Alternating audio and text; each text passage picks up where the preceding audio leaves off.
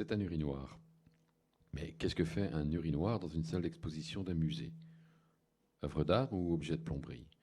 Œuvre esthétique ou provocation immorale et vulgaire? Un titre, Fontaine.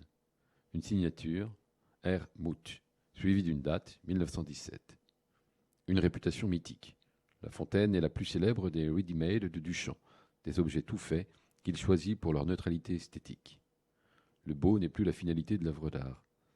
Cette œuvre a donné lieu à un grand nombre d'interprétations et d'écrits, parmi lesquels ceux de spécialistes de l'esthétique qui s'interrogent sur la redéfinition de l'art qu'elle implique. Depuis, Duchamp est considéré par nombre d'historiens de l'art et de critiques comme l'artiste le plus important du XXe siècle, au même titre qu'un Picasso. C'est même l'homme le plus intelligent du siècle selon le surréaliste André Breton. Dans tous les cas, son travail artistique continue d'exercer une influence majeure sur les différents courants de l'art contemporain. Il est vu comme le précurseur et l'annonciateur de certains aspects les plus radicaux de l'évolution de l'art depuis 1945, comme l'art minimal, l'art conceptuel, l'art corporel, le body art, le pop art et d'autres encore. L'auteur, Marcel Duchamp. Né en 1887, il est à l'époque connu comme peintre, écrivain, humoriste aussi, plasticien. Après des études aux Beaux-Arts, il commence dans les années 1910 à exposer des tableaux au Salon d'automne, comme Portraits ou Vieux cimetière, de style assez impressionniste. Puis, il est influencé par Cézanne, précurseur du cubisme et de l'art abstrait, et crée des toiles comme Partie d'échecs. Il est aussi intéressé par le fauvisme, comme l'exprime une autre de ses œuvres, le portrait du docteur Dumouchel. En 1912, il présente Nu descendant un escalier numéro 2, un tableau qui fit scandale lors de son exposition à l'Armory Show de New York en février-mars 1913, mais consacra la gloire de Marcel Duchamp et marqua le début de l'art moderne aux États-Unis. Ce tableau exprime la décomposition du mouvement. Le nu est normalement un objet de représentation codifié répondant à certains critères. Or, ici, le nu ne pose pas, mais est montré dans une figuration de mouvement.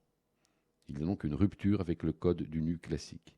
Cela renvoie au cubisme, mais aussi à l'influence du cinéma qui débute à l'époque et à la chronophotographie, et cela montre aussi l'originalité de Duchamp et sa volonté de révolutionner les codes de l'art de cette époque. Il s'écarte de la peinture vers 1913-1915 avec les premiers ready-made, objets tout faits donc, qui n'ont aucune prétention esthétique.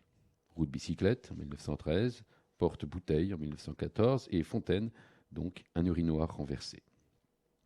Par exemple, la roue de bicyclette est souvent considérée comme le premier ready-made de Marcel Duchamp. Mais cette œuvre n'est pas encore un vrai ready-made puisque l'artiste y est intervenu en fixant la roue de vélo sur le tabouret.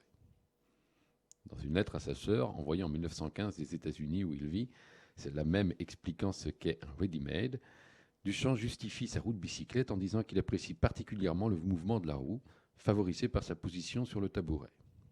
Mouvement, selon lui, aussi fascinant que celui des flammes dans un feu de cheminée. Il aurait alors créé cet objet faute de cheminée. Canular ou geste calculé. Cette œuvre procède très vraisemblablement de l'humour bien connu de l'artiste, mais elle semble répondre encore à un réel intérêt pour le mouvement et sa capacité hypnotique. Dans tous les cas, l'art change radicalement de perspective. Il ne s'agit plus d'obéir à des règles précises, mais de montrer que l'art est d'abord un certain regard, avant d'être seulement l'expression d'une maîtrise technique. Tout le monde peut le faire donc, et c'est bien ce que vise Duchamp.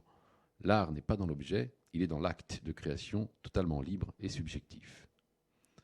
Quant au premier objet que Duchamp considère comme un véritable ready-made, le porte-bouteille, il sera choisi en 1914 au bazar de l'Hôtel de Ville sur la base d'une pure indifférence visuelle, selon ses dires, et signé un an plus tard par sa sœur.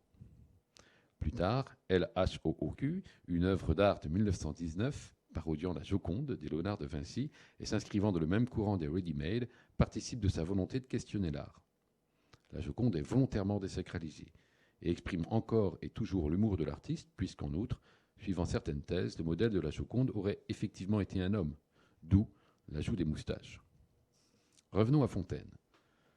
À l'origine, Duchamp achète cet objet, un urinoir ordinaire, pour l'envoyer au comité de sélection d'une exposition dont les organisateurs s'engagent à exposer n'importe quelle œuvre d'art dès lors que son auteur participe aux frais. Une fois l'objet acquis, Duchamp le retourne, lui donne le titre poétique de Fontaine et le signe Richard Muth, en parodiant le nom du propriétaire d'une grande fabrique d'équipements. Avec un titre et un auteur, L'objet possède donc toutes les qualités extrinsèques d'une œuvre d'art. Mais il se voit refusé par le comité de sélection. Pour l'inauguration de l'exposition, Duchamp demande à l'un de ses amis, riche collectionneur, de réclamer la fontaine de Richard Muth. L'œuvre n'étant pas exposée, celui-ci fait scandale et prétend même vouloir l'acheter. C'est ainsi que, peu à peu, l'histoire de la fontaine prend de l'ampleur. Suite à l'exposition, Duchamp fait paraître une série d'articles sous le titre « The Richard Muth Case ». C'est l'occasion pour lui d'écrire des propos parmi les plus révolutionnaires et pertinents sur l'art. Que Richard Muth ait fabriqué cette fontaine avec ses propres mains, dit-il, cela n'a aucune importance. Il l'a choisie. Il a pris un article ordinaire de la vie, il l'a placé de manière à ce que sa signification d'usage disparaisse sous de nouveaux titres et de nouveaux points de vue. Il a créé une nouvelle pensée pour cet objet. Selon Duchamp, l'artiste n'est pas un bricoleur, et dans l'art, l'idée prévaut sur la création.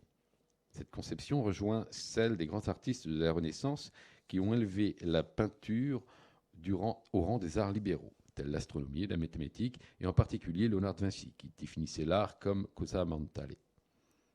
Toutefois, Duchamp s'en différencie en ce qu'il propose un objet qui n'a aucune des qualités intrinsèques que l'on suppose à une œuvre d'art, comme l'harmonie par exemple ou l'élégance.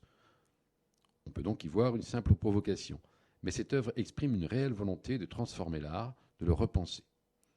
On peut aussi y voir la forme des Madones, représentation stylisée de la Vierge Marie, habituelle dans l'art de la Renaissance, et lier cette forme au nom du créateur Muth, qui se rapproche du mot Mutter, mère en allemand. Cette œuvre, à l'époque, est donc proprement révolutionnaire. Et il y a art contemporain, nous dit Pierre Nahon, dans une de ses œuvres, là où il y a en matière d'art révolution. Duchamp a inventé en art un autre langage. Un langage différent, une démarche inconnue jusqu'à là, mais surtout un autre regard sur non seulement le monde en général, mais l'objet en particulier. L'art contemporain est donc tout d'abord et avant toute chose, avant même tout aspect formel, tout critère esthétique ou toute norme technique, ce qui fait sens, fut-il, comme dans le cas de Duchamp, un sens détourné.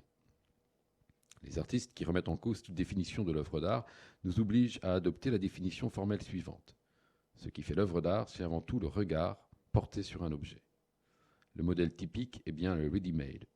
Duchamp, donc, nous interroge. L'art devrait-il seulement réjouir l'œil et non pas aussi l'esprit ?